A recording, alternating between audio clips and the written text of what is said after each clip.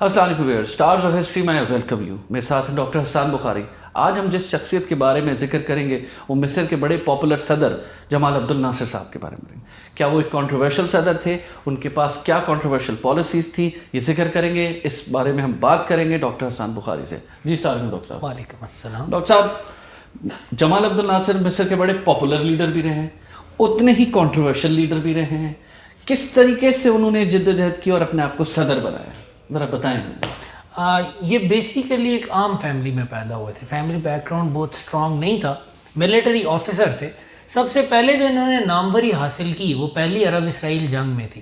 Fallujah ایک گاؤں ہے فلسطین میں، ادھر مصر کی کچھ فوجی محصور ہو گئے تھے، لیکن 4 مہینے انہوں نے بڑی بہادری سے مقابلہ کیا تھا اسرائیلیوں کا.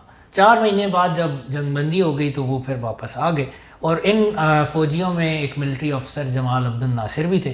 تو ان تمام آفیسرز کو بڑا ایک ہیرو کی طرح ویلکم کیا گیا، ان کو قومی ہیرو کا درجہ دیا گیا.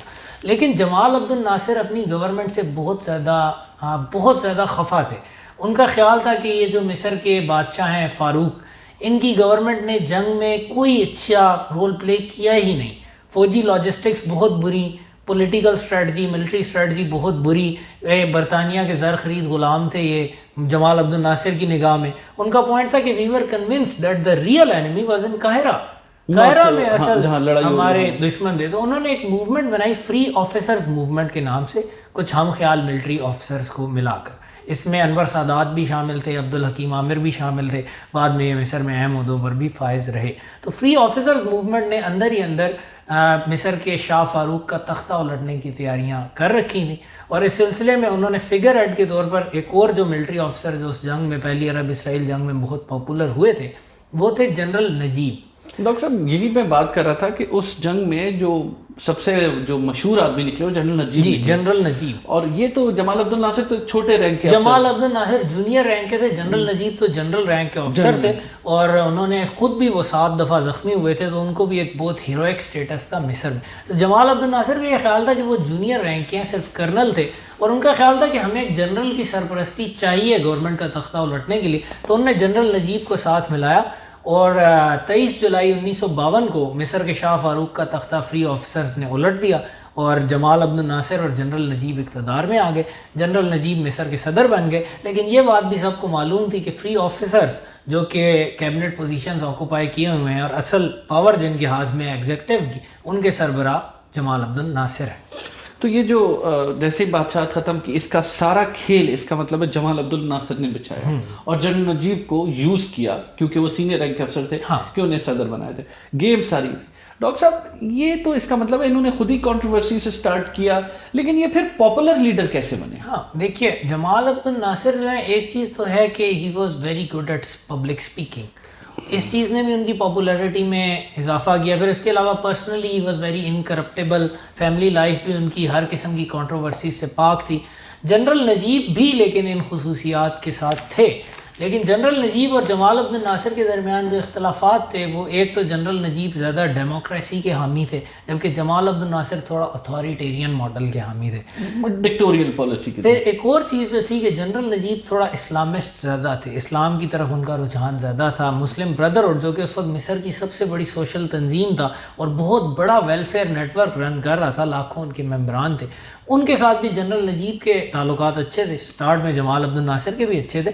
جو بردرہڈ کے مین لیڈر تھے سید قطب، ان کے ساتھ کہا جاتا ہے 12 گھنٹے کی نشستیں ہوتی تھیں جمال عبد الناصر کی. اور بعد میں ڈاکٹر صاحب آپ کو پتہ ہے جی بعد میں تو وہ ہم اگلے بعد میں تو ان کو پھانسی، وہ تو بعد میں جو ان کے اختلافات ہوئے. لیکن ان سب کے باوجود جمال Abdel الناصر was primarily a secularist. ان کی پالیسی، ان کی بیسک آئیڈیالوجی تھی عرب نیشنلزم. ہم عرب پہلے ہیں. انہوں نے یہ نہیں کہا کہ مصری نیشنلزم، نہ ہی انہوں نے یہ کہا کہ اسلامی نیشنلزم جو اقبال کہتے تھے کہ مسلمان ایک ہو مسلم حرم کی پاسبانی کے لیے. انہوں نے عرب نیشنلزم کی پالیسی لی. اس میں جنرل نجیب ان کے ساتھ اس طرح سیٹ نہیں ہوئے، تو ان کے درمیان ایک تصادم ہونا شروع ہوا. دونوں بڑے پاپولر ہو گئے تھے 1954 میں. لیکن ایک واٹر شیڈ ایونٹ یہ ہوا کہ 26 اکتوبر 1954 کو جمال عبد الناصر کو اسیسینیٹ کرنے کی کوشش کی گئی، اور جس بندے نے کوشش کی اس کا تعلق اخوان المسلمون سے تھا. اس بات کو یوز کرتے ہوئے جمال عبد الناصر نے جو عوامی غم و غصہ تھا اس کو موبلائز کیا، جنرل نجیب کو بھی اقتدار سے برطرف کر دیا، خود ریولوشنری کمانڈ کونسل کے نام سے انہوں نے ایگزیکٹو قائم کر کے اس کے صدر بن گئے، اور مسلم بردرہڈ کو انہوں نے بین کر دیا، سید قطب بھی جیل میں ڈال دیے گئے، مسلم بردرہڈ کی تنظیم کو ایک لحاظ سے مصر سے مکمل طور پر کالعدم قرار دے دیا گیا۔ ڈاکٹر صاحب یہ تو بڑا ہی جس کو کہتے ہیں جارحانہ اسٹیپ میں نکل کر وہ سامنے ایک اسیسینیشن اسٹیپ کے اوپر انہوں نے کیا کیا کیا۔ اچھا ڈاکٹر صاحب مجھے یہ بتائیں کہ جیسے ہی یہ جنرل صاحب جو جمال عبد الناصر صاحب جو تھے وہ اپنے پاور میں آئے تو انہوں نے کیا اس وقت تو مصر بھی کوئی اتنا اسٹرانگ ملک تو نہیں تھا، ہارا ہوا تھا کافی ساری جگہوں سے، ان کی کیا پالیسیز رہی کہ یہ پاپولر لیڈر بنے؟ جمال عبد الناصر نے ایک تو جو سب سے زیادہ ان کی پاپولر پالیسی ثابت ہوئی وہ تھی لینڈ ریفارم۔ مصر میں فیوڈلز کے زیر اقتدار بہت زیادہ ڈسپروپورشنیٹ لینڈ تھا اور ان سے نفرت بھی کی جاتی تھی۔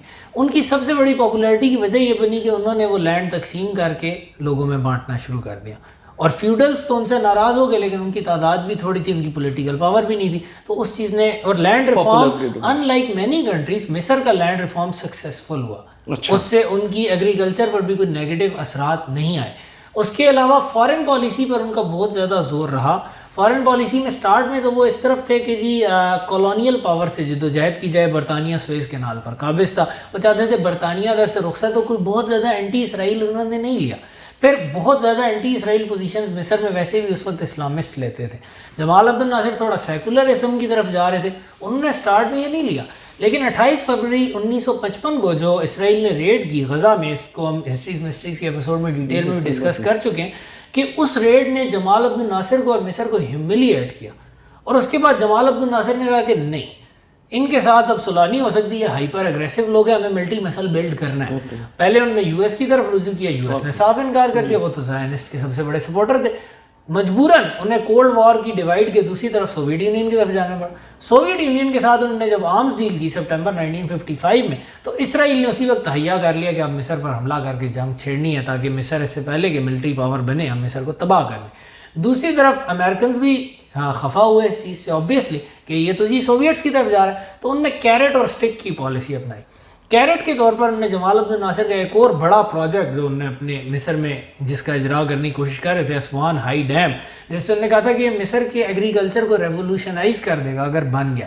مصر کے پاس فنڈز نہیں تھے، دسمبر 1955 میں یو ایس نے کہا ہم آپ کو فنڈز دیں گے، لیکن ساتھ ہی اونٹ کی گردن میں بلی بھی باندھ دی۔ وہ ہنری کیسنجر نے بھی اپنی کتاب میں لکھا ہے کہ پلان تو یہ تھا کہ مصر کی اکانومی کو قابو کیا جائے، تو انہوں نے کہا کہ آپ اسرائیل سے بھی ڈیل کریں، ساتھ ہی وہ بھی ایک پلان الفا سٹارٹ کیا، وہ ڈیل خیر جمال عبد الناصر نے انکار کر دیا، تو امریکہ نے کہا کہ پھر آپ بھی ڈیم خود ہی بنا لو۔ تو اس پر جمال عبد الناصر نے جو ریئیکشن دیا، انہوں نے سویز نیشنلائز کر دی، انہوں نے برطانیہ کا گڈ بائے، آپ ادھر سے جاؤ۔ مشکل فیصلے کر رہے تھے جس کی وجہ سے مصر کو بھی فائدہ ہوا، لیکن اس سے ان کی ایک تو پاپولیرٹی بھی بہت بڑھ رہی تھی، لیکن خطرے سے کھیل رہے تھے۔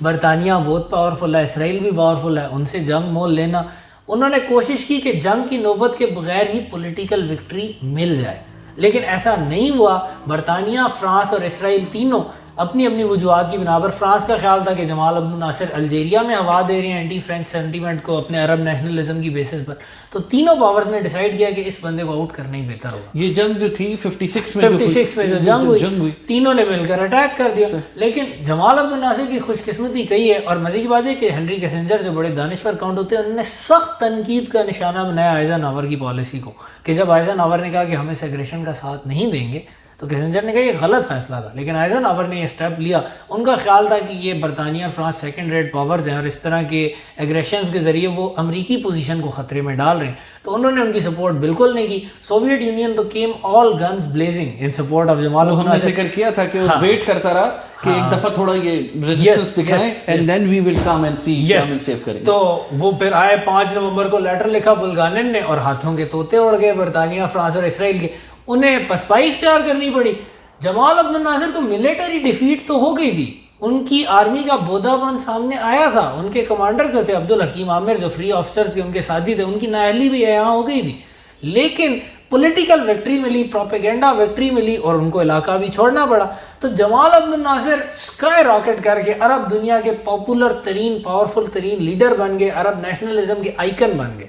اب ساری عرب دنیا ہر طرف جمال عبد الناصر کا ہی چرچا ہے، شام میں جائیں وہ جہاں جلسہ کرتے تھے لاکھوں کا مجمع اکٹھا ہو جاتا تھا، ان کی سپیچز کو سنا جاتا تھا۔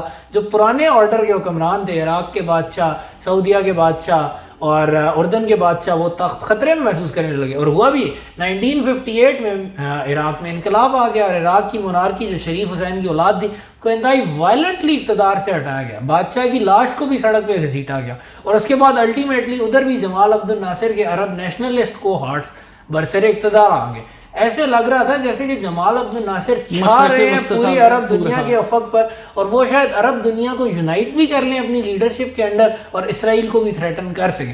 1958 میں اس کا پہلا سٹیپ یہ ہوا کہ یونائٹڈ عرب ریپبلک بنی اور مصر اور شام نے فارملی ہاتھ میں لا لیا اور کہا اب ہم ایک ملک ہیں, نام مصر ہے نام شام ہے, ہم یونائٹڈ عرب ریپبلک ہیں. عرب نیشنلزم ہماری آئیڈیالوجی ہے, اسرائیل ہمارا دشمن ہے, بیرونی ویسٹرن کولونیلسٹ امپیریلسٹ ہمارے دشمن ہیں, ہم ان کے خلاف جدوجہد کریں گے. تو 58 میں the picture appeared rosy for Jamal Abdel Nasser and for the policy of Arab nationalism. اس کا مطلب ہے ڈاکٹر صاحب یہ کہنا بالکل غلط نہیں ہوگا کہ کنٹروورشل کیریئر سے اور کسی کی پاور کو اوور تھرو کر کے جنگ نجیب کا استعمال کر کے آ تو گئے پاور میں, لیکن ہی ڈیلیورڈ تھنگس جو کہ مصر اور اس کی عوام کے لیے بہتر ثابت ہوئی, کچھ پالیسیز. اب ٹل 1958 جمال عبد الناصر کا کیریئر سکسیسز سے عبارت ہے. صرف ایک جو 56 میں ان کی ملٹری پرفارمنس پور رہی, لیکن وہ بھی ان کا تھا کہ ویو پوائنٹ کہ ہم انشاءاللہ اس کو بھی بہتر کر لیں گے, ملٹری لاجسٹکس اور ملٹری ویپنز اور ٹریننگز ہر چیز میں امپروومنٹ کریں گے, اور ultimately we'll swamp Israel under our boots. 1958 میں سچویشن کچھ خوشائند جمال عبد الناصر اور ان کے عرب نیشنلزم کے لیے لگ رہی تھی. اسی طرح جو بھی پالیسیز ان کے مخالف تھیں جیسے اخوان المسلمون وغیرہ تھے, وہ مکمل طور پر دبائے جا چکے تھے, پیسے جا چکے تھے. پھانسیاں دینی شروع کر دی تھی ڈاکٹر صاحب. اب پھانسیاں بھی انہوں نے 60s میں دینی شروع کر دی تھی, وہ بھی ہم انشاءاللہ آگے اس کا بھی ذکر کریں گے کہ کیا آگے محرکات بنے اس ہائپر ایگریشن کی جو کہ جمال عبد الناصر نے دکھائی. بیسیکلی وہ آئیڈیالوجیکل اپوننٹ تھے نا, آئیڈیالوجیکل اپوننٹ تو کوئی بھی برداشت نہیں کرتا. کمیونسٹ ریاست میں کیپیٹلسٹ نہیں برداشت ہوتا, تو مصر کی عرب نیشنلسٹ ریاست میں اسلام کے نام لیوا بھی کچھ زیادہ برداشت نہیں کیے جا رہے تھے. خاص طور پر اخوان المسلمون کا سوشل نیٹ ورک اتنا اسٹرانگ تھا کہ جمال عبد الناصر اس طرح کا سوشل نیٹ ورک کریٹ کرنے میں ایٹ لیسٹ 58 تک ناکام رہے تھے, تو وہ اس کو بھی اپنے لیے تھریٹ سمجھتے تھے. تھینک یو ڈاکٹر صاحب.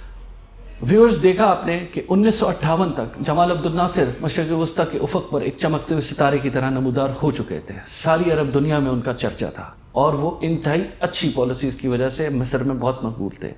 1958 سے آگے چل کے ان کی کیا پالیسیز رہیں, دا سٹارز آف ہسٹری میں دیکھتے رہیے اگلے ایپیسوڈ میں. لیکن اس سے پہلے لائک کیجئے, سبسکرائب کیجئے اور کامنٹ کیجئے ہمارے پروگرام پر. Thank you.